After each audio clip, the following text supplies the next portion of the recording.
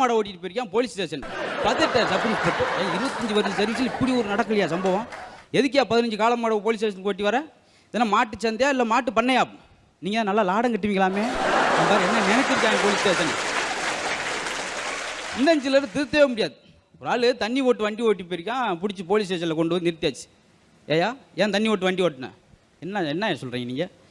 என்னையா ஒரு பெட்ரோல் போட்டு வண்டி ஓட்டினா பேசாமல் இருக்கீங்க, டீசல் போட்டு வண்டி ஓட்டினா பேசாமல் இருக்கீங்க, கேஸ் போட்டு ஓட்டினா கூட பேசாமல் இருக்கீங்க, தண்ணியை போட்டு ஓட்டினா பண்ணுறதுக்கு என்னை வந்து சட்டையை பிடிக்கிட்டியா பிடிக்கான்? இல்லை அது வண்டிக்கு போகிறதா, இது உனக்குள்ள ஓட்டிருக்கா? என்ன வண்டி என்னன்னு பிரித்து பேசுகிறீங்க?